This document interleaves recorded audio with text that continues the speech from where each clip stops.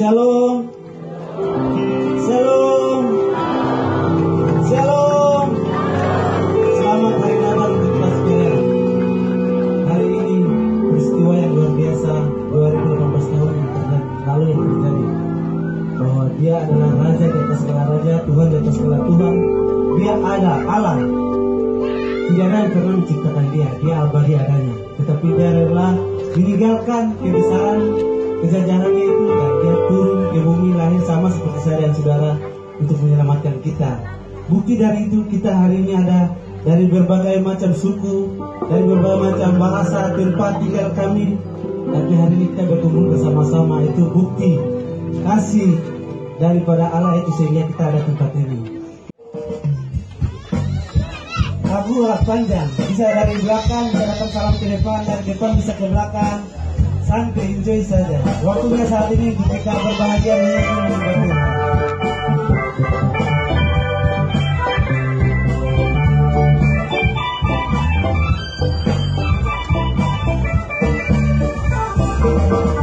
Selamat datang Yesus Tuhanku, yang turun dari surga yang rumahmu. Selamat datangmu di dalam dunia. Tuhan jadi sama dengan manusia. Salam dari pulau dan benua. Kalau ada yang belum salam, ini waktunya untuk salam. Dari pulau dan benua, terdengar selalu terus lalu pujian semua bagi nama penebus.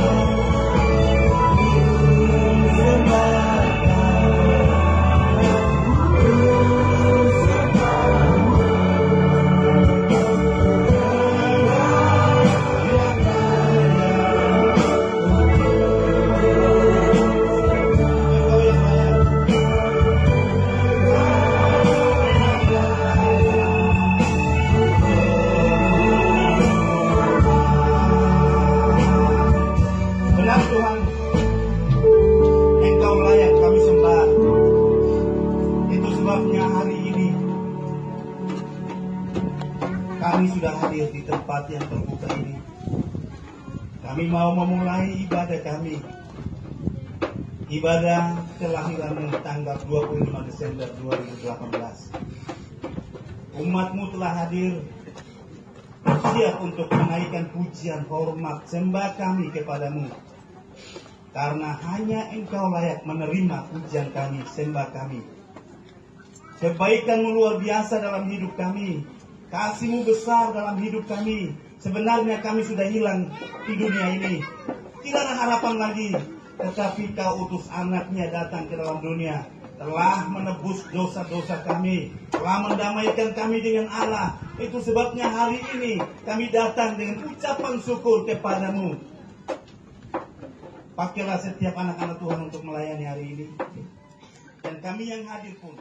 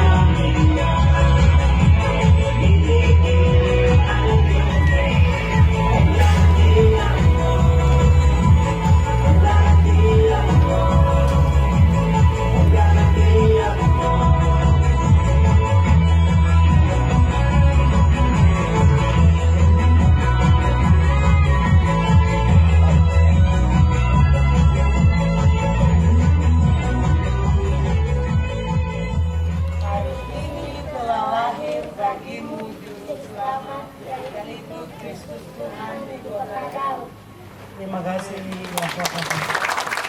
Terima kasih setelah ini sama memuji Tuhan. Yesus Allah, Dia adalah anak Allah. Dia datang karena kita. Amin.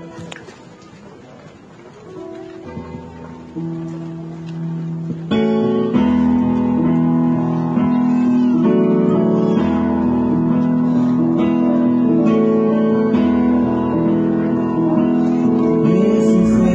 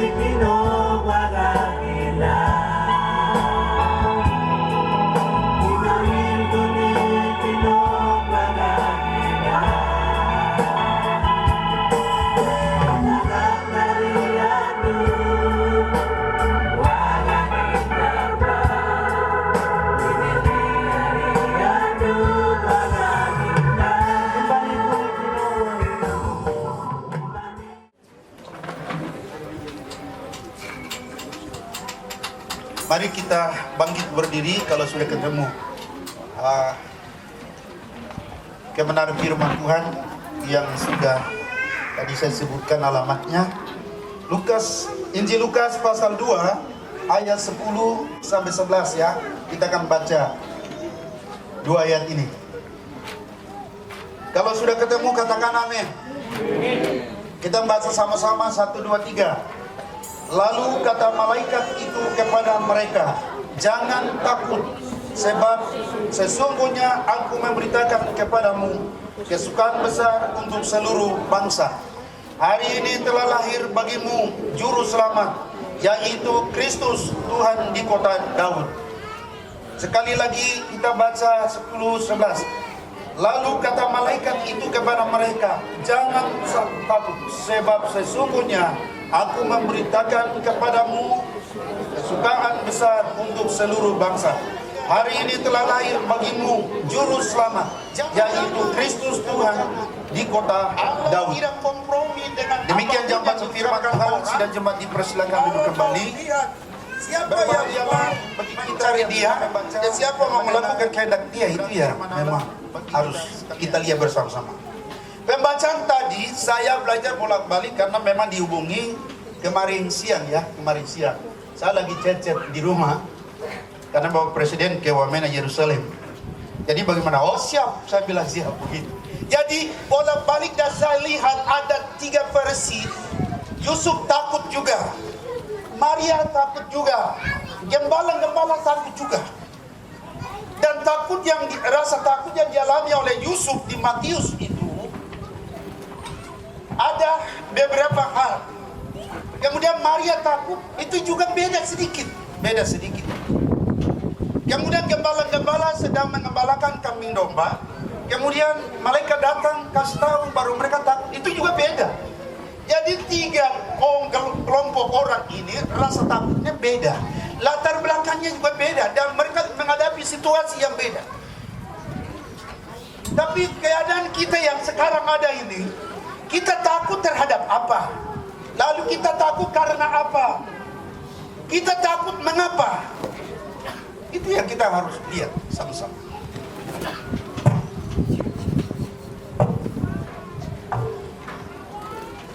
Kepada sidang jemaat yang dikasihi oleh Tuhan, takut karena sesuatu hal yang membuat kita takut memang itu wajar, itu orang normal. Yusuf orang normal, Maria orang normal, gembala-gembala orang normal. Maka itu mereka pasti takut. Tapi takut yang pertama yang dialami oleh Yusuf adalah kata jangan takut itu pasal 1 ayat 20. Di situ jangan engkau takut mengambil Maria sebagai istrimu, sebab anak yang dalam kandungan adalah dari Roh Kudus. Yang rasa takut dialami oleh Yusuf adalah beberapa hal. Yusuf takut karena Yusuf diperhadapkan suatu pilihan atau keputusan yang sulit. Itu yang pertama. Kita belajar hari ini adalah bagaimana kita bisa melenyapkan rasa takut yang dalam kehidupan kita. Di sini Yusuf diperhadapkan dengan suatu keputusan, suatu pilihan yang sangat sulit bagi dia. Kenapa Yusuf takut? Yaitu ia lagi sedang bertunangan dengan Maria, cewek yang paling cantik, yang suci, tidak seperti cantik di Indonesia dan dunia. Itu paling cantik di dunia. Saya belum pernah lihat juga, cuman perasaan saya begitu. Jadi Allah memilih Maria luar biasa, sedang bertunangan dengan dia.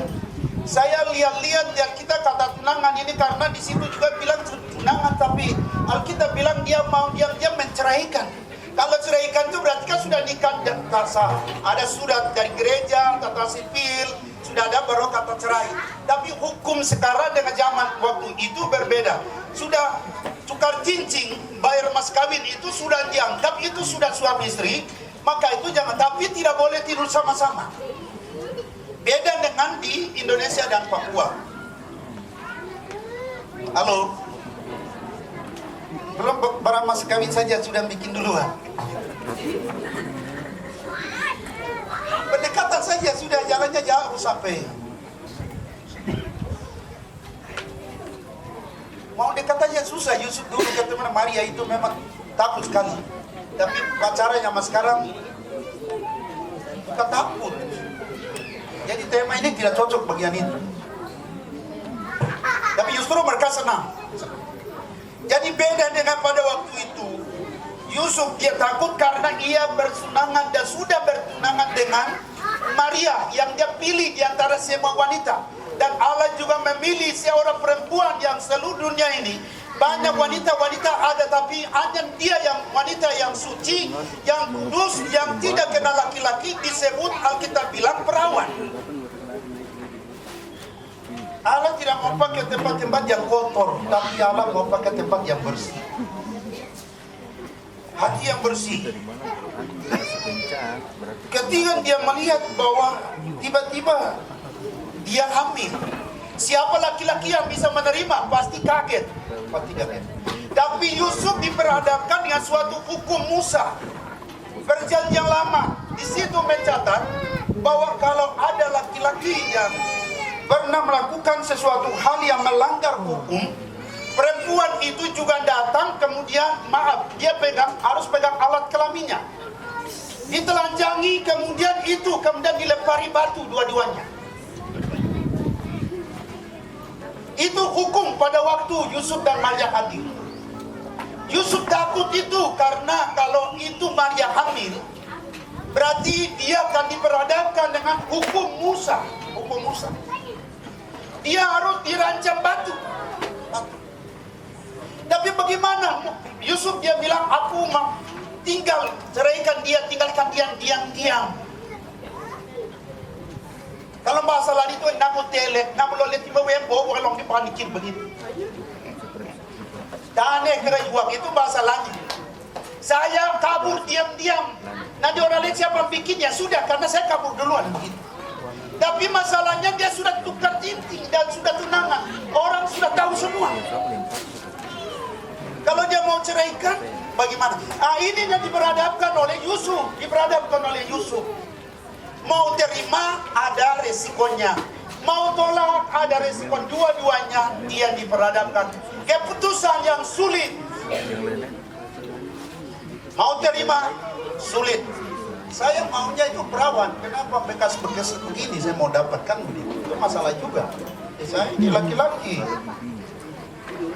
Perintah. Itu kan bahasa-bahasa keren sekarang kan? Yusuf dia manusia biasa, normal. Dia bilang ya perempuan hamil siapa mau. Yusuf tuh ganteng juga begitu. Jadi ini yang dia ada keputusan sulit. Ia mau ambil, tidak apa-apa menanggung resiko, tapi rancang batu. Mau tinggalkan, tapi orang sudah tahu semua. Ia sudah tukar cincin, dia sudah tunangan. Mau kemana lagi? Mau bunuh diri? Tidak bisa juga. Alkitab dia tulis begitu ya. Itu yang diperhadapi oleh Yusuf. Ia mau menceraikan, tetapi ada resiko yang harus dia terima tanggung di hadapan, yaitu hukum Yahudi dan hukum Taurat. Contohnya dalam Imamah pasal 20 ayat 20, dan juga itu juga dijelaskan dalam waktu Yesus hidup. Yohanes 8 ayat 3 sampai 5. Ahli Taurat dan orang Farisi, mereka datang, Yesus naik ke bukit, masuk di Bait Allah, sedang mengajarkan firman. Lalu orang-orang itu membawa ada seorang wanita. Wanita yang datang bukan untuk bertobat terima Yesus, tidak. Tapi apa yang terjadi? Mereka ini datang tujuannya mau melempari dia, karena mereka menemukan tangga perempuan itu dalam keadaan basah. Basah artinya sedang melakukan hal-hal yang tidak dibenarkan oleh Tuhan. Tuhan Yesus, bagaimana dengan ini? Kami tangkap ini basah ini begini, sedang dia dengan laki-laki, main-main dengan laki-laki. Jadi selalu bagaimana hukum Taurat melakukan Yesus? Mereka cuma mengetes Yesus, apakah dia dengan dari mereka atau tidak. Dia tunduk kepala, kemudian dia berdiri lagi. Dia bilang, di antara kalian salah satu siapa yang tidak pernah berbuat dosa, silakan ambil batu dan lempari batu kepada perempuan ini. Kemudian dia tunduk kepala lagi, dia tulis di bawah dengan tangannya. Angkat muka begini, dia tanya. Dia lihat laki-laki itu semua kabur. Kabur itu lari, tidak ada yang bertahan di situ. Dia tanya perempuan, mana laki-laki yang, tidak ada laki-laki yang menghukum kamu di sini. Ya Tuhan Yesus, tidak ada Tuhan. Berarti aku pun tidak bisa menghukum kamu juga. Dari ini dosamu sudah diampuni, selesai. Ini yang terjadi pada waktu Yusuf dan Maria diperadabkan dengan hukum Taurat diperadabkan. Oleh karena itu apa jadinya? Maka tiba-tiba itu Tuhan datang kasih tahu Yusuf, ayo Yusuf, jangan takut mengambil Maria sebagai istrimu. Yang ada dalam kandungan itu adalah bukan dari manusia, tapi dari Tuhan Allah. Roh Kudus yang bikin. Roh Kudus abrani kiam buruni kimebe karena itu berarti kuasa urapan Allah Roh Kudus yang membuat Maria mengandung, bukan manusia. Itulah sebabnya kamu harus terima dia. Jangan takut, bukan manusia bikin. Di tengah-tengah keputusan yang salah, mau ia salah, mau tidak salah, mau tinggalin salah, mau ambil salah, tapi disitulah dia ketakutan yang menghidupi dalam hidupnya dia. Maka tiba-tiba Yesus datang, Allah datang melalui itu. Dia sedang mempertimbangkan bagaimana Yusuf sangat bijaksana sekali, sehingga dia datang, malaikat datang kasih tahu dia bahwa dia katakan, saya terima dia sebagai istri. Akhirnya dia menanggapi respon, dia menanggapi tanggapan timbal balik terhadap suara Tuhan. Ketiga keraguan, ketiga kebimbangan, ketiga untuk mengambil keputusan yang sulit. Disitulah momen yang paling baik adalah tenangkan pikirannya, tenangkan jiwanya, duduk di bawah kaki Yesus, kaki Allah, Roh Kudus. Dia mendengar, ada kepekaan, ada respon suara Tuhan bicara apa. Sehingga dia mendengar, lalu ayat terakhir di situ katakan, ia menerima dia sebagai istri. Karena ketakutan bisa lenyap ketika mendengar, menanggapi, merespon suara Tuhan. Yusuf sedang takut. Malaikat datang, diperintahkan oleh Tuhan, jangan takut, jadi begini ya, begini dan dipaksakan Tuhan. Itu akhirnya terjadi apa? Buahnya adalah buah bukan bagus, tapi buah penuh dengan air mata, penuh dengan kekecewaan dan lain sebagainya. Akhirnya dia bikin lagu, di manakah engkau Tuhan? Aku menghadapi masalah itu sendiri, yang menghadapi sendiri, karena aku suruh kamu ke timur tapi kamu ke barat. Aku bilang kamu sabar tapi kamu ngotot mau ikut terus. Jadi Maria dia membiarkan hidupnya. Biarlah apapun yang terjadi, silakan terjadi dalam hidupku. Karena memang aku dipersembahkan hidup ini untuk itu. Amin. Diejek kah, difitnah kah, dicaci maki kah, aku rela dan siap untuk menghadapi semuanya. Hal ini penting bagi kita. Kita melayani Tuhan. Kita jadi orang Kristen, jadi percaya kepada Yesus. Kita punya harapan itu tidak boleh ada sakit penyakit.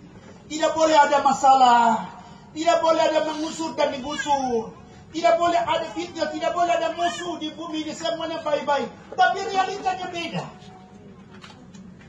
Kita lihat itu banyak jadi musuh daripada sahabatnya sedikit sekali. Orang mengerti kita sedikit, tapi yang tidak mengerti banyak. Maria. Tapi di sini Maria memberikan satu keteladanan. Bahwa apa yang dikatakan oleh Tuhan, dia meresponi itu tanpa ada bantahan, tanpa ada komplain, tanpa ada menggerutu. Kenapa begini terjadi? Kenapa begitu? Tuhan tidak tahukah hukum Torah masih berlaku? Kalau bikin begini nih saya mati. Dia tidak pernah komplain. Tapi aku mati pun aku rela. Amin. Halo, siapa mau rela mati?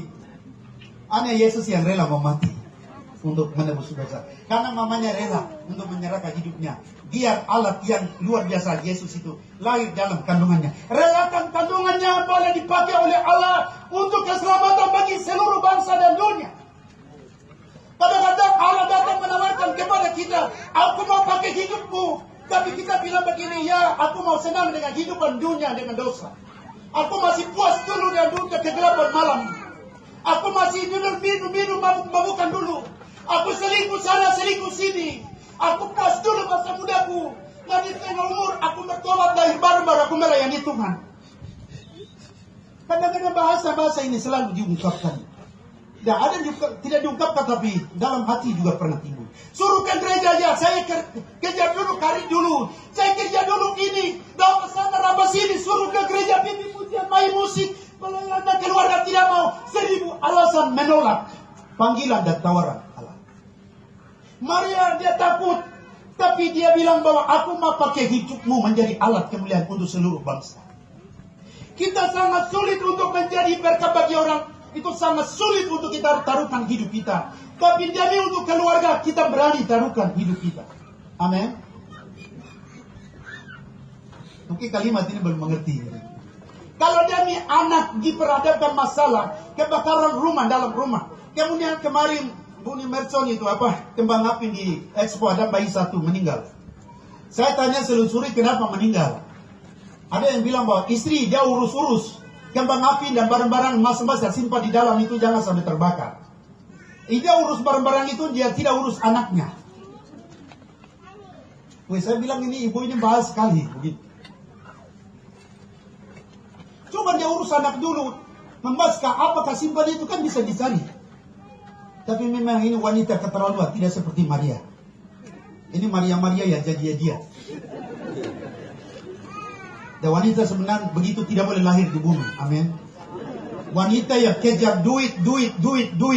Korbankan suami, korbankan anak, korbankan itu berarti Maria tidak perlu lahir di bumi. Mau tersinggung ke tidak terserah.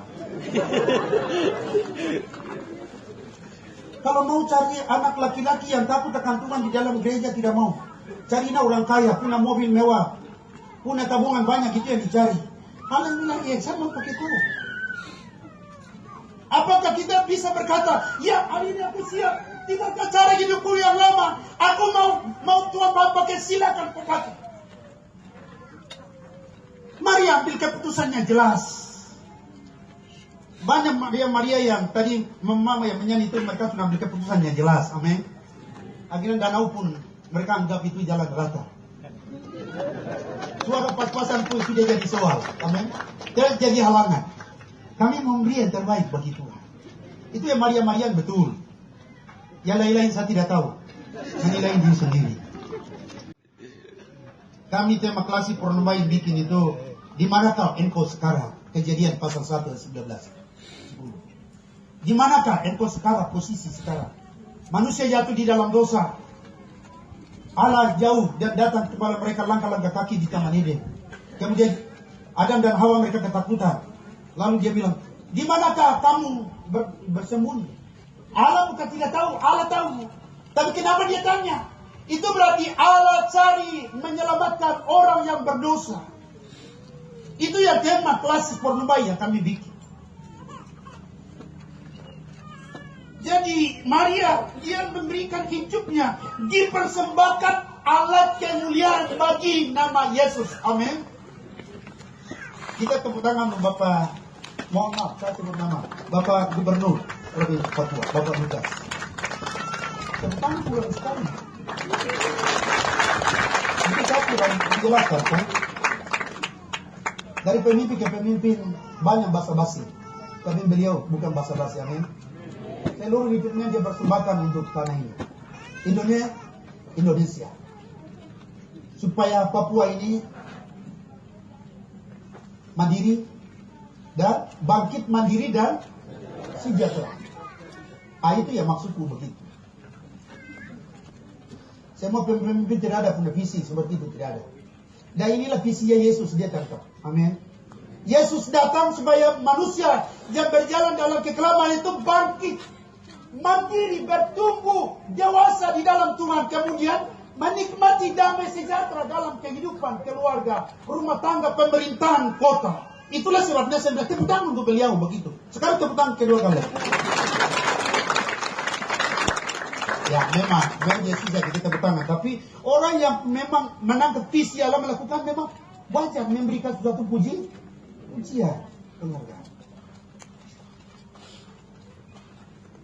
Maria, Anda di sini bedanya dia wanita, tapi tidak jadi masalah. Yang penting pakailah hidupmu menjadi alat kemuliaan bagi nama. Jadi wanita-wanita sudah bertobat, jangan cari uang saja, tapi ada penting, amin.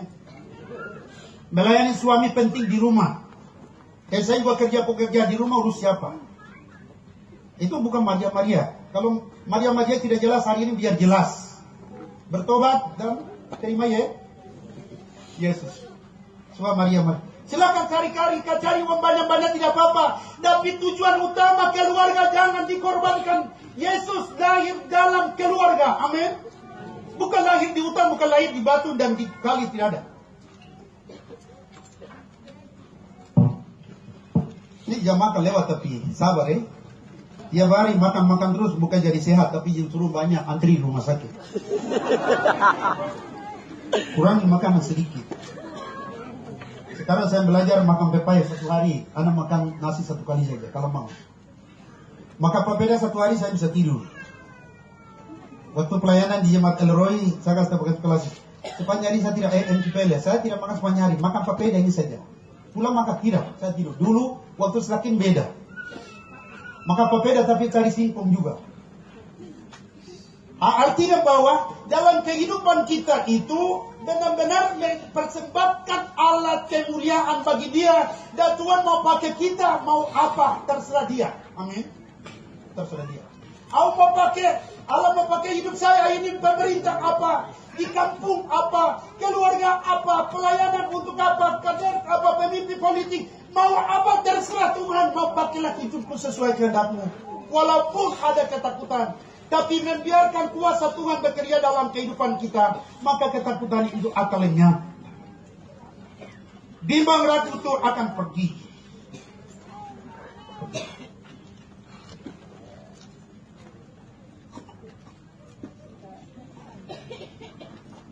Meresponi panggilan kemudian meyakini bahwa bagi Tuhan tidak ada mustahil. Perempuan yang tidak pernah tidur sama-sama lalu hamil itu tidak ada mustahil. Atau mustahil. Tidak ada mustahil bagi Tuhan. Mau bikin apa terserah Dia.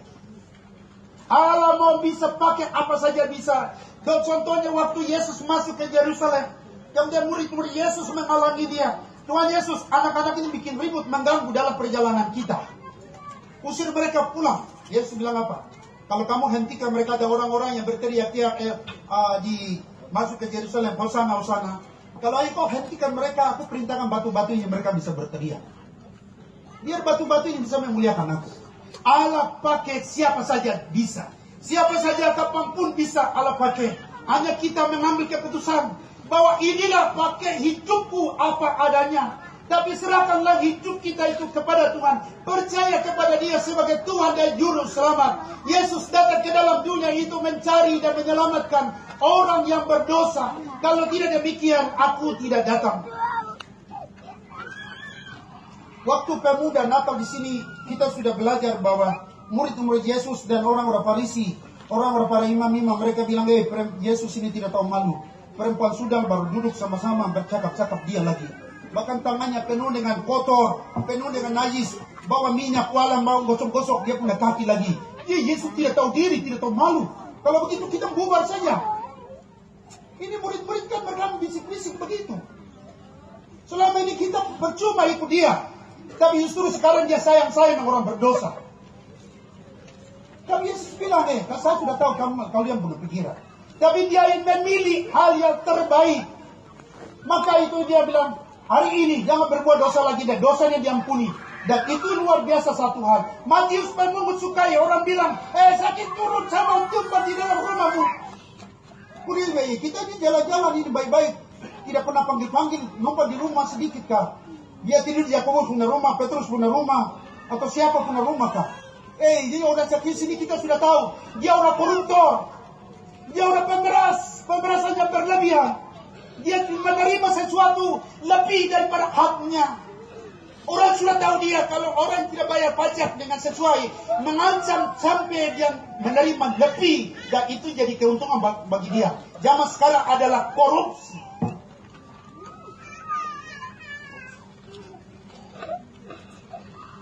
Yesus bilang turun. Karena dia merasa diri bahwa Saya udah berdosa. Orang semua ini tahu. Saya udah korupsi. Saya memeras mereka jadi. Kalau saya dekat dengan saya pasti diinjak-injak ini. Lebih baik saya semua cukup dari jauh saja saya mau lihat. Akhirnya dari depan naik di pohon. Yesus kan dia di bawah. Tidak mungkin dia lihat saya di bawah. Tidak mungkin. Allah maha tahu. Saya turun. Mau numpang di rumah. Bilang, aku anak manusia datang bukan untuk mencari orang yang benar. Tapi orang berdosa itulah aku datang. Yesus sangat mengasihi kita. Kalau hari ini mungkin kita hidup kita ketakutan kebimbangan berlebihan. Itu disebabkan karena dosa.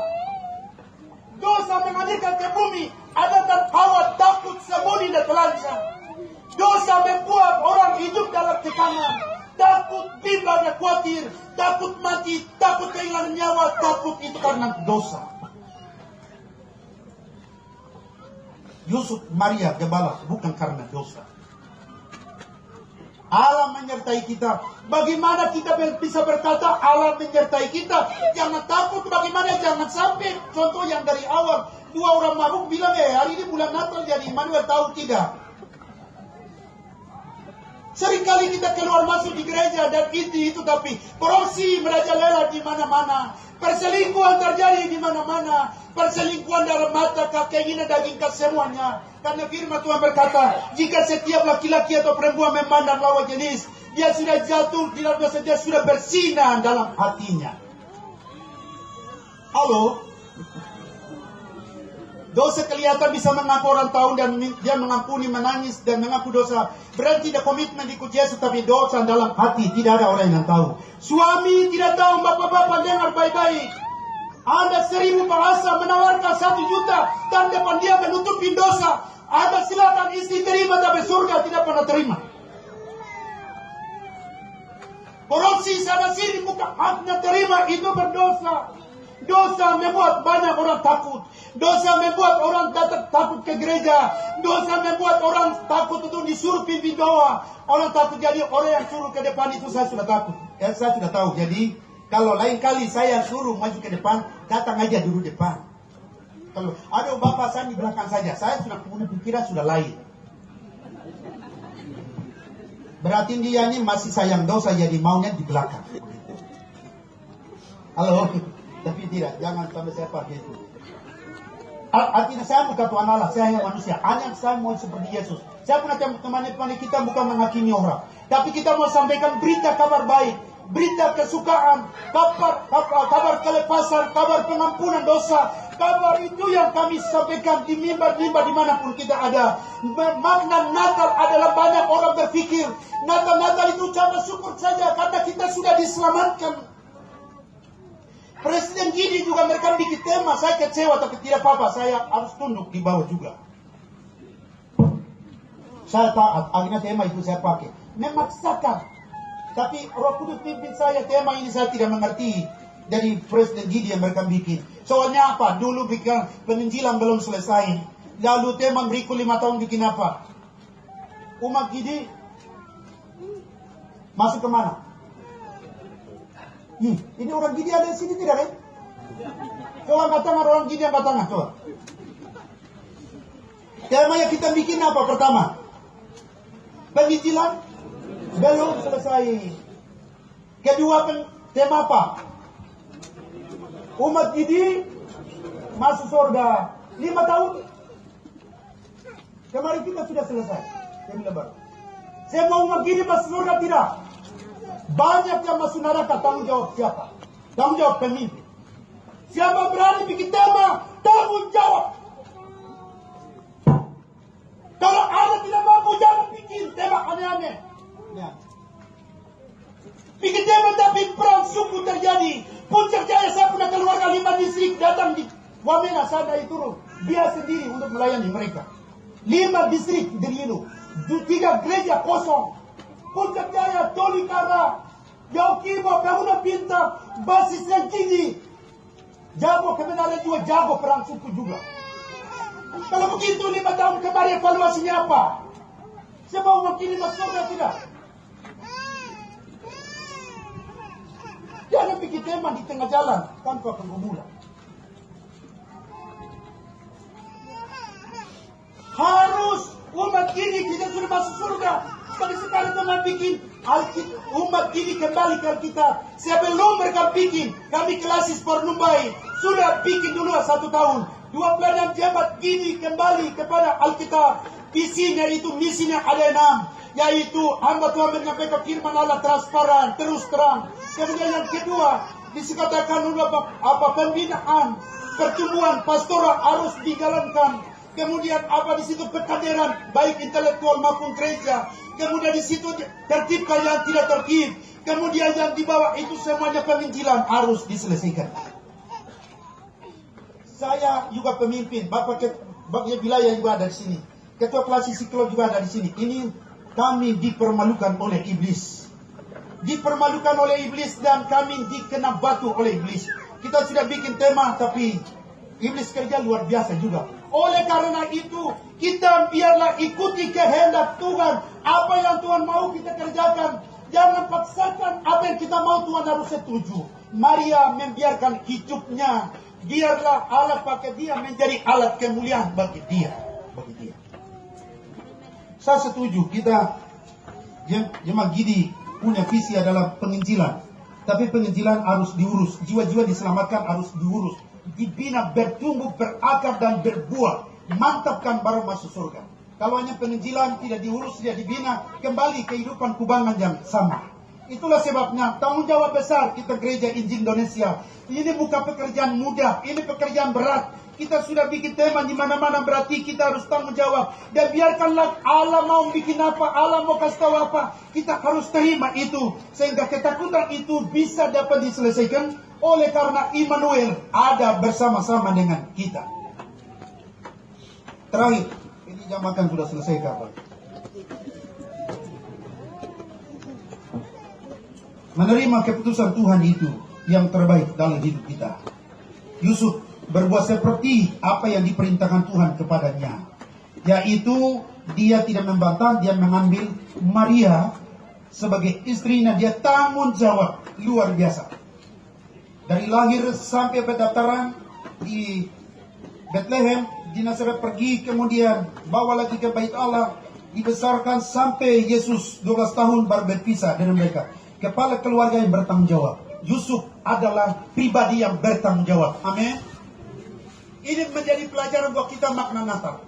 Kita sebagai kepala-kepala keluarga yang ada, kita harus bertanggung jawab anak-anak yang Tuhan percayakan kepada kita. Ini menjadi generasi penerus untuk tanah Papua, untuk gereja dan Indonesia. Oleh karena itu kita sebagai kepala-kepala keluarga harus tanggung jawab. Yusuf dan Maria bertanggung jawab Yesus. Begitu Yesus lahir, 8 hari bawa ke Bait Allah. Setiap bapak-bapak, ibu-ibu rumah tangga harus jangan sibuk dengan dunia, tapi fokus adalah generasi penerus. Saya ada Ketua Klasis Klub ada, Bapak Endius ada di sini, bahkan juga Bapak Gubernur ada di sini. Tapi sesudah kita tidak ada, siapa lagi akan pegang untuk Papua ini ke depan? Bukan kita lagi, tapi generasi muda. Yusuf dan Maria mengambil satu teladan luar biasa. Bertanggung jawab sampai Yesus berpisah umur 12 tahun. Karena sebagai kemanusiaannya, Yusuf Maria bertanggung jawab. Dalam kehidupan kekeluargaan kita melalui momen Natal ini, mari kita keluarga-keluarga Kristen mendidik, mengajar anak-anak itu di dalam takut akan Tuhan. Supaya hari Tuhan yang mereka tetap pegang gereja ini, pegang negeri ini, pegang Indonesia. Supaya mereka menjadi orang-orang yang takut akan Allah. Dan mereka boleh memuliakan Tuhan di tanah ini dan Indonesia. Kepada Bapak Ibu yang sudah jemaat sekalian, Yusuf sudah melakukan seperti itu. Maria juga sudah melakukan, tidak ada mustahil bagi dia. Jadilah padaku menurut perkataanmu. Lukas 1:34. Pertanyaan terakhir. Kenapa kita takut? Mengapa kita takut? Dan ini kita jawab bersama-sama. Takut karena ada masalah, hal-hal yang biasa, tidak ada hubungan dengan melanggar firman Tuhan. Kita melakukan kehendak Bapa, kita punya pikiran bagus, bersih. Lalu kita melakukan, lalu di depan ada beban, ada masalah, ada tantangan. Jangan takut, Tuhan Immanuel menyertai kita. Seperti tanah yang kita ada ini, dari awal tantangan luar biasa, berjalan beberapa hamba Tuhan di sini tanpa diketahui oleh banyak orang, jalan menangis dan menginjak kaki berdoa.